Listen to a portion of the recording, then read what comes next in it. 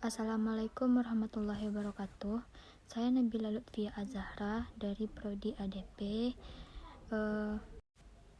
Di sini saya akan menyampaikan makalah tentang paradigma New Public Service. Puji dan syukur saya panjatkan kepada Allah Subhanahu wa Ta'ala yang telah melimpahkan rahmat dan karunia-Nya, sehingga saya dapat menyelesaikan tugas ini guna untuk memenuhi tugas individual di mata kuliah Teori Administrasi Publik yang berjudul Paradigma New Public Service. Saya menyadari bahwa penyampaian saya masih jauh dari kata sempurna, dikarenakan keterbatasan pengalaman dan pengetahuan yang saya miliki. Maka dari itu, saya mengharapkan kritikan dan saran dari Ibu yang telah berpengalaman dalam mata kuliah ini. 1. Pembahasan tentang New Public Service.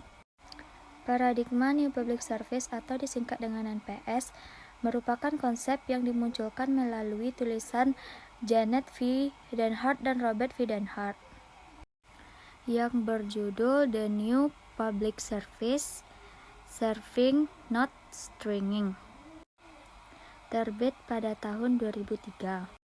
Paradigma New Public Service dimaksudkan untuk mengcounter paradigma administrasi yang menjadi arus utama saat ini, yakni paradigma New Public Management yang berprinsip Run Government like a business atau Market as Solution the least in Public Sector. Teori New Public Service memandang bahwa birokrasi adalah alat rakyat dan harus tunduk kepada apapun suara rakyat, sepanjang suara itu rasional dan legitimate secara normatif dan konstitusional. Seorang pimpinan dalam birokrasi bukanlah semata-mata makhluk ekonomi seperti yang diungkapkan dalam teori New Public Management, melainkan juga makhluk yang berdimensi sosial, politik, dan menjalani tugas sebagai pelayanan publik. Konsep ini menjanjikan perubahan nyata kepada kondisi birokrasi pemerintahan sebelumnya. Dan konsep ini membutuhkan keberanian dan kerelaan aparatur pemerintahan, karena mereka akan mengorbankan waktu dan tenaga untuk mempengaruhi sistem yang berlaku. Selanjutnya, yang kedua, ada prinsip-prinsip New Public Service. Adapun prinsip-prinsip yang ditawarkan Denhart 2003 adalah sebagai berikut. 1. Melayani warga negara, bukan konsumer. 2. Mengutamakan kepentingan publik. 3. Kewarganegaraan lebih berharga dari kewirausahaan. 4. Berpikir strategis dan bertindak demokratis. 5. Tahu kalau akuntabilitas bukan hal yang sederhana. 6. Melayani ketimbang mengarahkan. Menghargai manusia, bukan sekadar produktivitas.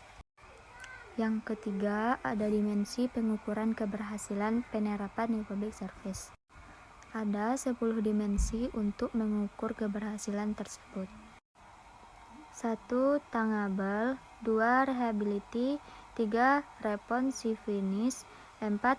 Competence. 5. Kontensi. 6. Credibility. 7. Security. 8. Access.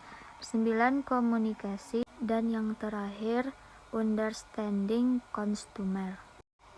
Baiklah, sampai di sini saja yang hanya bisa saya sampaikan. Jika ada kekurangan, saya mohon maaf. Wabillahi taufiq wal hidayah. Assalamualaikum warahmatullahi wabarakatuh.